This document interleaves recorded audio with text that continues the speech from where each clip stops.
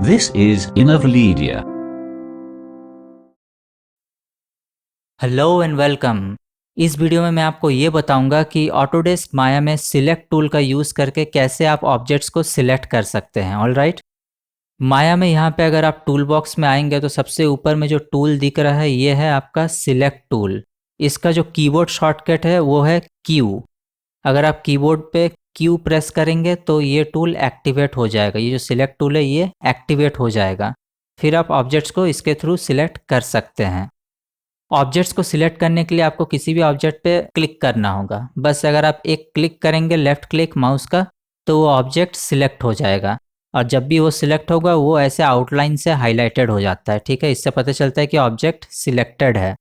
और ऑब्जेक्ट जब सिलेक्टेड होगा तो यहाँ पे चैनल बॉक्स पे भी उसका नाम वगैरह और सारा चीज़ दिखाएगा, कंट्रोल्स, उसका जो कोऑर्डिनेट्स वगैरह है वो सारा दिखाएगा। अगर आप डिसिलेक्ट करना है कोई ऑब्जेक्ट को तो आपको एक ब्लैंक स्पेस पे क्लिक करना है। जहाँ पे कोई भी ऑब्जेक्ट नहीं है इस ब्लैंक स्पेस पे अगर आप क्लिक करेंगे, जहाँ पे ये ग्रे स्पेस दिख रहा है वहाँ पे अगर आप क्लिक करेंगे तो ऑब्जेक्ट डिसेलेक्ट हो जाता है। ठीक उसी तरह आप अलग अलग ऑब्जेक्ट्स को एक एक करके सिलेक्ट कर सकते हैं। आप किसी भी ऑब्जेक्ट को सिलेक्ट करेंगे तो जो इससे पहले ऑब्जेक्ट को सिलेक्ट किए थे वो ऑटोमेटिक डिसेलेक्ट हो जाता है। अगर मैं एच को सिलेक्ट करूँगा तो यू डिसेलेक्ट हो जाएगा, मतलब वो और सिलेक्टेड नहीं रहेगा, एच सिलेक्टेड हो गया। अगर मैं क्यूब को सिलेक्ट करूँगा तो क्यूब सिलेक्टेड रहेगा बट बाकी सब डिसेलेक्टेड रहेगा। ठीक है, और अगर मुझे इसको भी डिसेलेक्ट करना है तो मुझे क्या करना पड़ेगा, उस ग्रे ब्लैंक स्पेस पे क्लिक करना होगा जहाँ पे कुछ भी नहीं है। तो ऐसे में क्या होगा कि वो भी डिसेलेक्टेड हो जाएगा। अभी क्या है, कुछ भी सिलेक्टेड नहीं है। फिर अगर आपको मल्टीपल सिलेक्शंस करना है तो उसके लिए आप कैसे कर सकते हैं, वो होगा आपका कीबोर्ड में शिफ्ट प्रेस करके।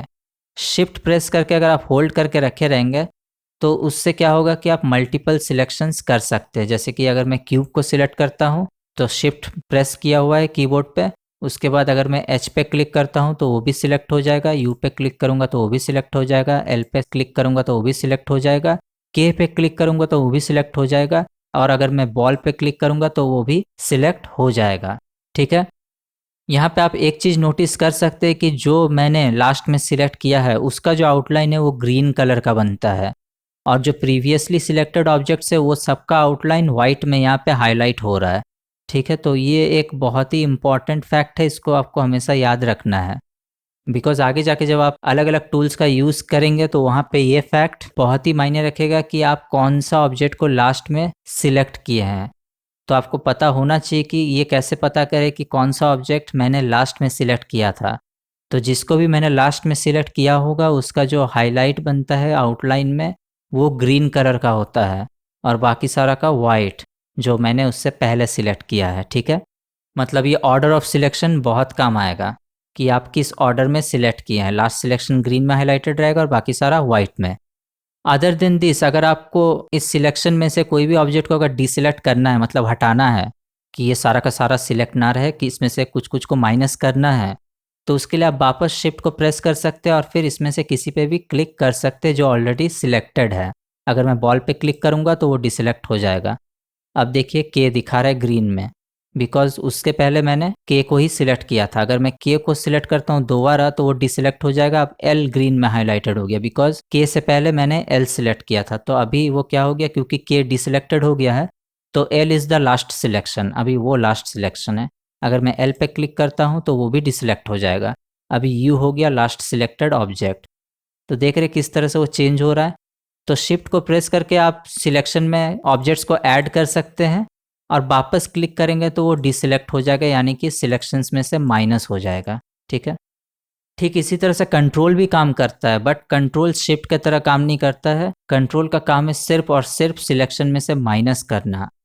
अगर मैं इन चारों लेटर्स को सिलेक्ट कर लेता हूँ तो इसमें से मैं डिसेलेक्ट कर सकता हूँ लेटर्स को कंट्रोल प्रेस करके। देख रहे हैं, अगर मैं कंट्रोल प्रेस करता हूँ तो कर्सर के सामने एक माइनस का मार्क आ रहा है। इसका मतलब है कि अब वो सिलेक्शंस में से माइनस होगा।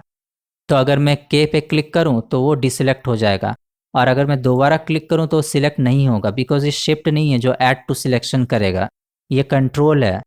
तो कभी कभी अगर आपका डिसेलेक्ट ना हो रहा हो या फिर सिलेक्शंस में से माइनस ना हो रहा हो तो आप कंट्रोल बटन का यूज़ कर सकते हैं कीबोर्ड पे। अगर आप उसको प्रेस करके क्लिक करेंगे तो एकदम माइनस होना ही होना है, बिकॉज वो स्पेसिफिकली सिलेक्शन में से माइनस करने के लिए बना हुआ है। ठीक है, इसके अलावा आप और एक चीज़ नोटिस कर रहे होंगे कि मैं जैसे यहाँ पे ड्रैग कर रहा हूँ स्क्रीन पे ब्लैंक स्पेस पे, तो यहाँ पे एक रेक्टेंगल जैसा फ्रेम बन रहा है, इसको कहते हैं मार्की।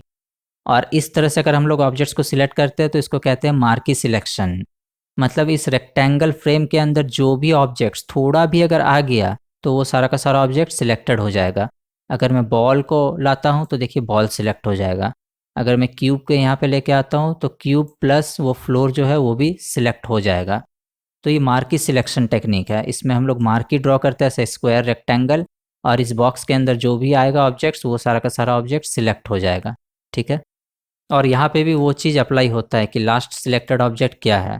यहाँ पे ऑटोमेटिक ये सेट होता है, यहाँ पे हो गया H is the last selected object, इसीलिए ग्रीन में हाईलाइटेड हो रहा है। ठीक है। इसके अलावा यहाँ पे और दो सिलेक्शन टूल्स दिया हुआ है और वो है लैसो सिलेक्ट टूल। यहाँ पे सेकंड में ये जो है इसको कहते हैं लैसो सिलेक्ट टूल।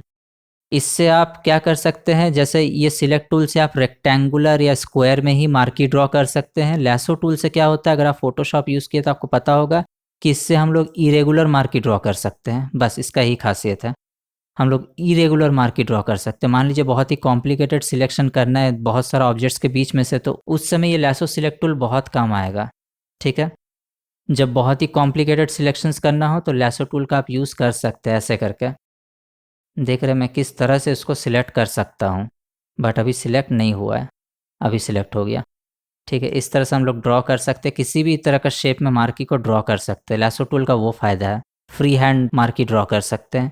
बस इसका यही काम है कि हम लोग मार्की ड्रॉ करके, इरेगुलर मार्की ड्रॉ करके किसी भी ऑब्जेक्ट को कॉम्प्लिकेटेड तरीके से सिलेक्ट कर सकते हैं। मतलब बहुत ही कॉम्प्लिकेटेड जगह से हम लोग ऑब्जेक्ट्स को सिलेक्ट कर सकते हैं।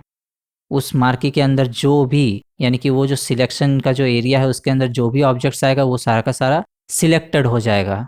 ऑलराइट। उसके बाद यहाँ पे जो थर्ड टूल है इसको कहते हैं पेंट सिलेक्शन टूल। इसका काम है कंपोनेंट सिलेक्ट करना, और इसका यूज़ करने के लिए सबसे पहले आपको सिलेक्ट टूल का यूज़ करना होगा।